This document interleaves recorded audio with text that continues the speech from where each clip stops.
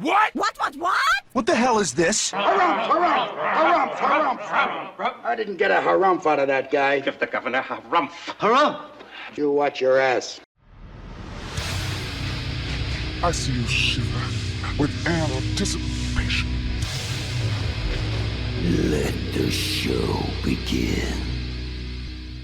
Hey everybody, this is David Heretic coming at you with another edition of Reactions, Reviews, and Rants.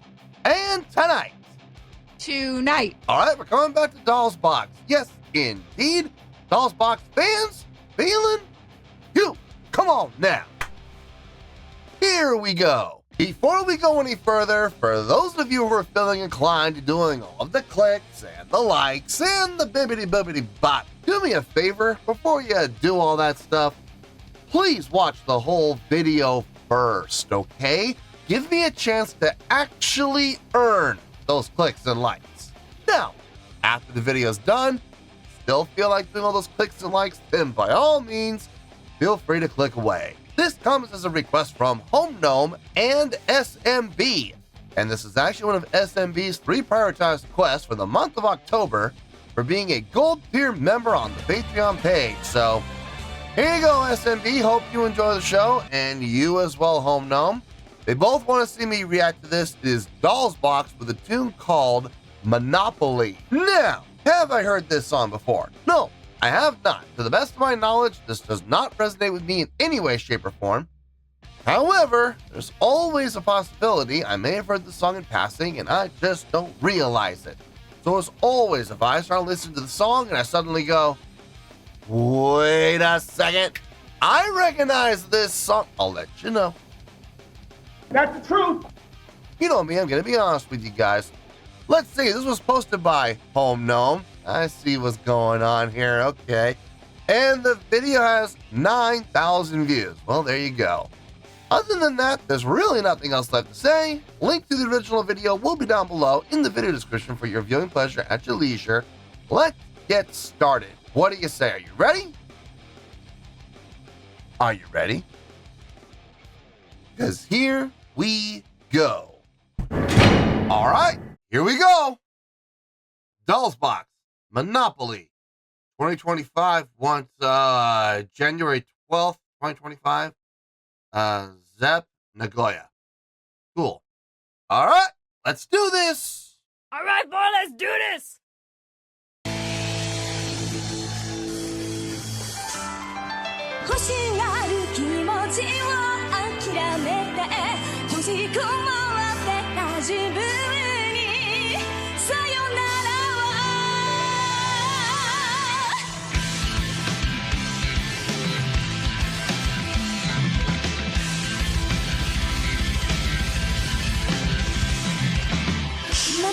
なんもの怖いさどこを開かせて狙った獲物はみんな一人占めさ連動した邪魔とねって機密返しと悔いもなくってそれでいいのこれがいいの言いたいことは分かってあなたのことは一体どこまで私のため人の真似とか強がりだとかそんなんじゃないからそこを抜かに欲張りに夢を見よう欲しいものは全て手に入れなきゃ大好きなことだけを選んだらきれいバイバイ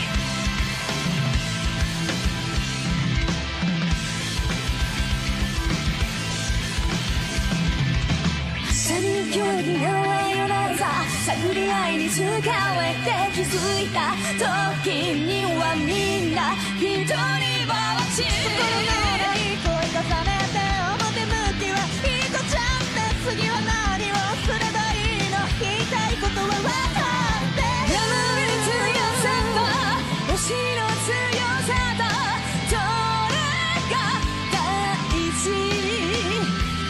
だって本当のことなんて誰も教えてくれないから時うさる唇で愛してよ欲しいものは全て手に入れなきゃ大切な人だけを抱きしめてあなたにバイバイ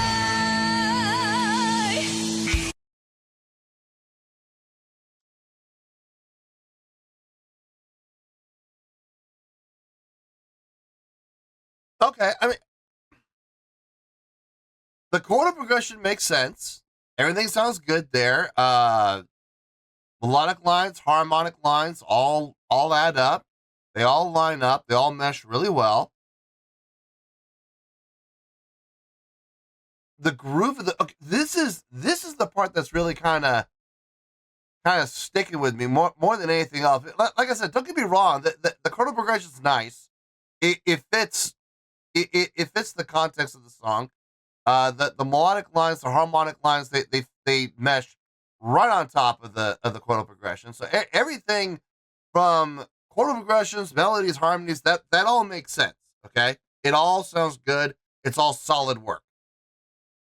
What's really catching my attention more than anything else, though, is the groove of the song.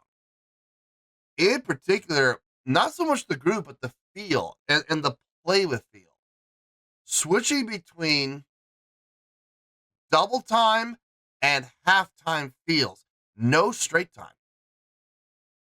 No straight time at all. It's either snare on 1, 2, 3, 4, 2, 2, 3, 4, 3, 2, 3, 4, 4, 2, 3, 4. They're always on the downbeats. Or they'll go to that halftime feel where the snare's only on 3. 1, 2, 3, 4, 3, 4, 1, 3, 4. Never straight time. Never snare on 2 and 4 or 1 and 3. It's never there. So they're intentionally skipping straight time, which is interesting. You don't hear that too often. I like it. I like it. It definitely keeps you on your toes, that's for sure. Grabs your attention, absolutely. And it really shows a big differential between the two feels. There's no middle ground. You know, it's extreme right or extreme left. You know, double time feel, half time feel. I like it. It really shows some nice variety in their feel, in the groove itself. Musicianship, everything sounds really good. I like everything I'm hearing from all the musicians. Everything is solid across the board. I will give a little shout out to Koga. She had that one melodic. I don't know if it was a melodic. I think it was more counter melodic, but she had that counter melodic bass line. I think it was in the second verse. I think it's where we were. That was really nice. It sounded really good. I like that good heavy percussive attack from the pick work. That was nice. I think that definitely added to the song as a whole. Oriole's piano playing sounds really good.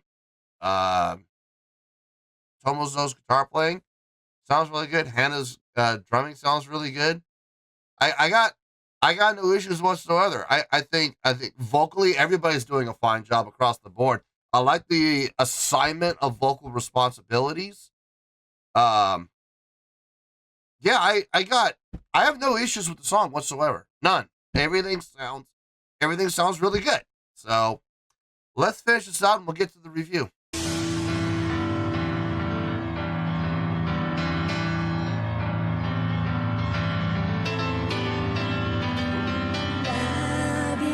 That was nice.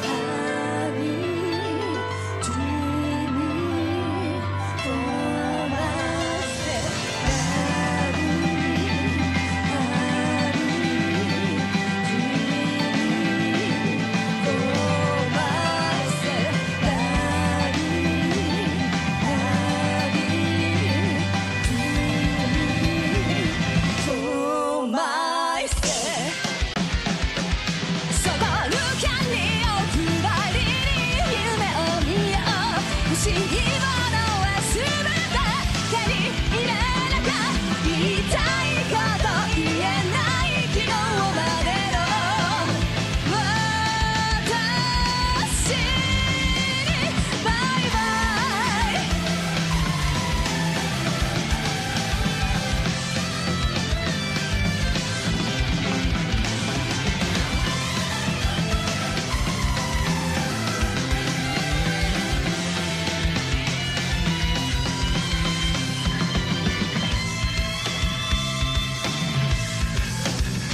right at halftime again.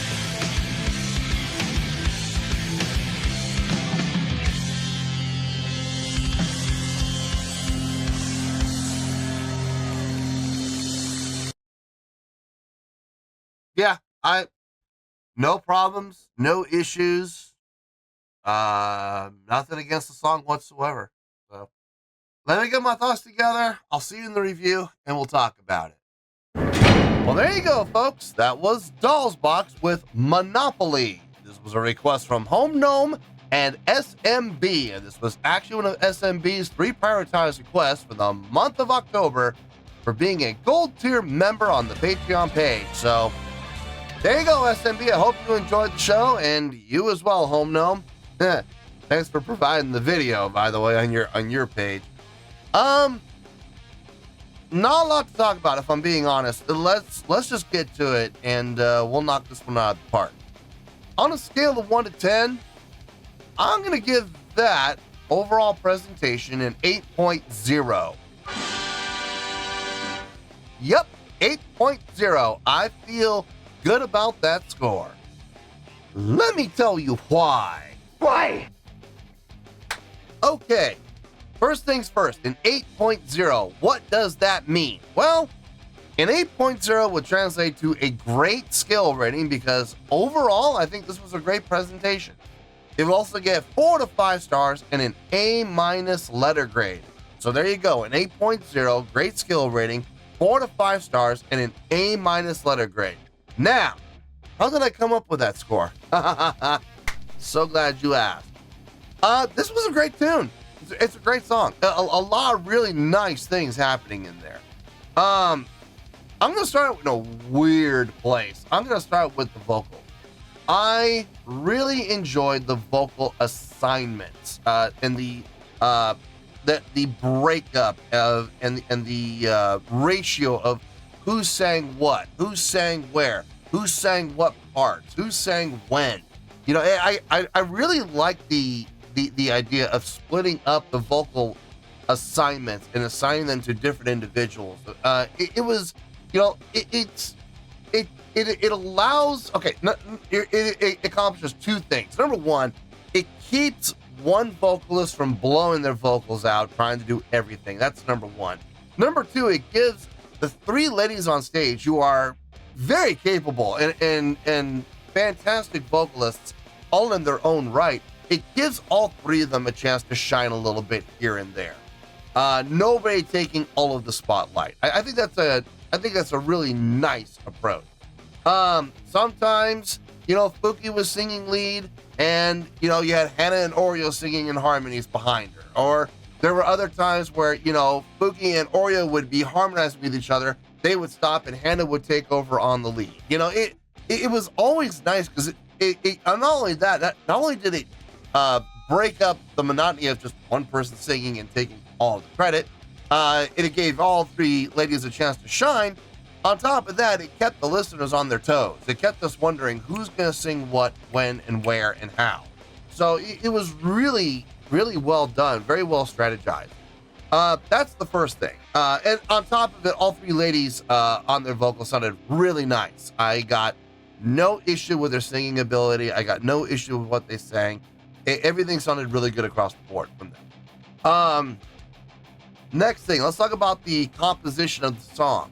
The chordal progression, very nice, very pleasing to the ear. Very well constructed as far as phrasing. You could tell when we were in the verse. You could tell when we were in the chorus.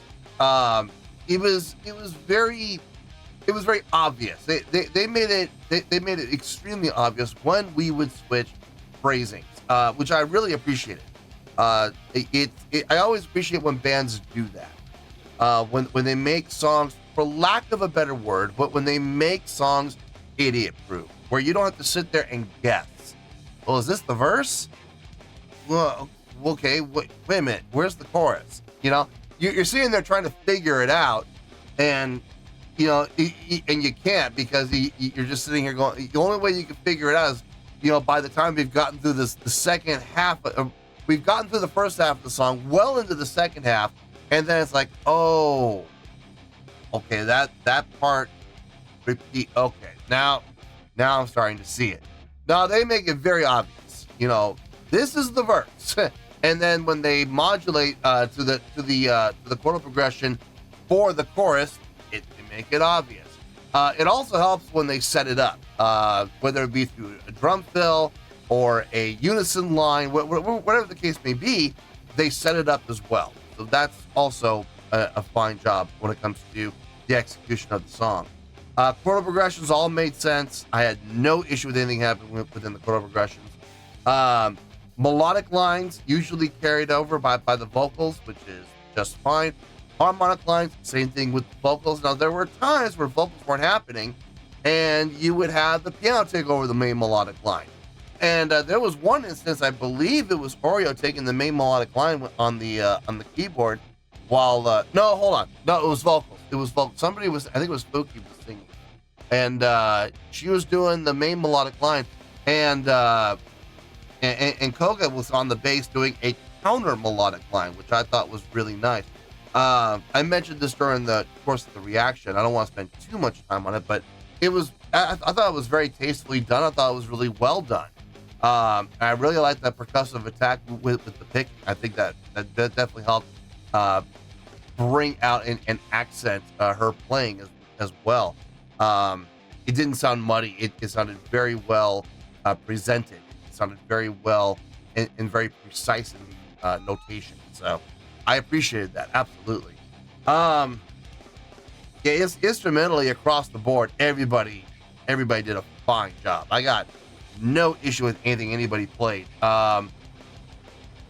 Whether it be the drumming, the bass playing, guitar playing, keyboards, everybody had a little chance to shine, and I like that. You know, like I said, Koga had a little counter melodic line that she got to do. There was that little 4-measure break with, no, it's not 4, I think it was 8 measures, where Oreo got to, you know, showcase her keyboard playing. Tomo got a little bit of a guitar solo towards the end. It would have been nice if they had put that somewhere more in the middle, but yeah, hey, at least she got something, you know, even if it was at the end, and it sounded just fine. Yeah, I got no issue with anything happening instrumentally at all.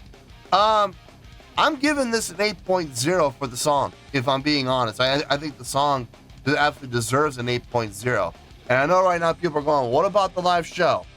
Well, unfortunately, folks, this is one of those times with the live show, it didn't help and it didn't hurt. It was kind of a wash. Not the best live performance I've seen from them, but at the same time, not the worst either. If you go down the check boxes, they did check off most of the boxes, but they were all weak checks, except for stage presence.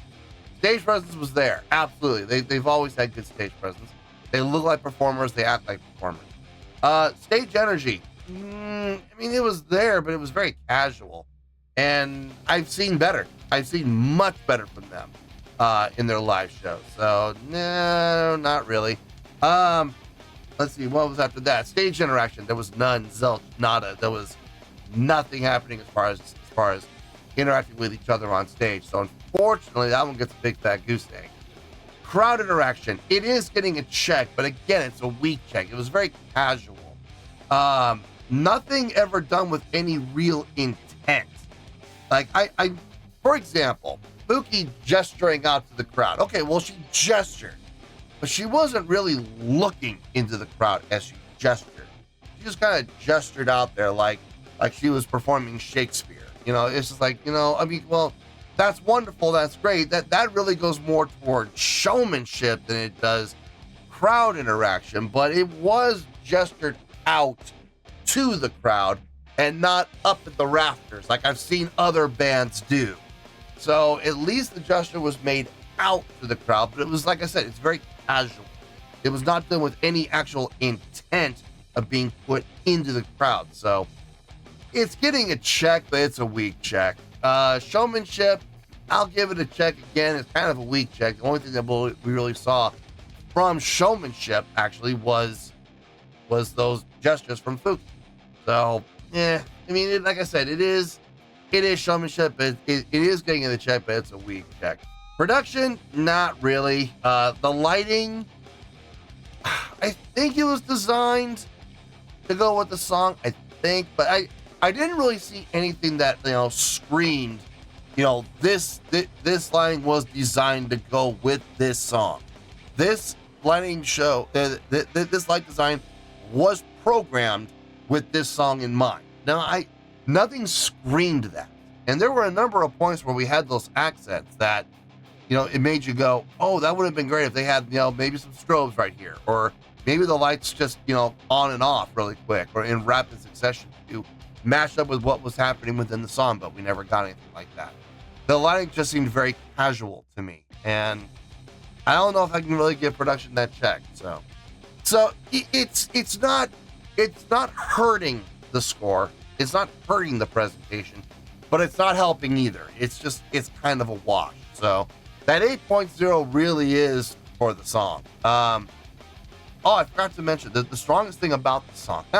The most interesting thing about the song. I mentioned this during the reaction. Or did I mention it earlier? No, I don't think I did. The usage of feel. Yeah, I didn't mention this, so I better mention it before I forget. The usage of feel in this song, completely avoiding straight time and focusing on double time and half time. Pretty even split between the two, if I'm being honest. It was really smart for the purpose of making sure that when they would switch, it was obvious that there was a change. There was this gap between, the double time feel and the half time feel. There was no straight time to muddle things up. It was very obvious. Again, going back to the theory of making this song idiot-proof. I mean, there's no middle ground. We're either flying along at that double time feel, or we're laid back and grooving with that heavy feeling halftime. And like I said, there's no middle ground. So I think that's really smart. I think it was a very intelligent use of straight time and double time, and also the fact that they made it pretty even across the board. I didn't really feel like halftime or double time really dominated over the other one. It wasn't like, the song was 80% double time and only 20% halftime. No, it felt like a pretty even 50-50 split. So anyway, this is how I'm coming up with that 8.0 for the song. Okay, so 8.0, I feel good about that score, and that's where we're going to stay. So let's wrap everything up here in a nice shiny bow, shall we? We have an 8.0, which is a great skill rating, 4 to 5 stars, and an A- letter grade. Take your pick, I don't care, whichever one of those floats your boat. Final word, final score, I have spoken. Well, that's going to do it for this edition of Reactions, Reviews, and Rants. Hope you all enjoyed the show. Hope I was able to entertain you. If I was able to put a smile on your face and brighten your day, then I did my job, and I'm so glad I could do it. If you guys feel like joining the fan base, go ahead and click on that button down there. If you guys want to like the video, go ahead and like the video. If you guys want to ring the bell, go ahead and ring the bell. It honestly doesn't make any difference at all to me, but if you guys feel like doing these things, well then by all means, feel free to do so. Well, that's going to do it for tonight, folks. Thank you very much for watching, and as always, this is David Heretic signing off, reminding you to stay fabulous and support each other. Later. Peace.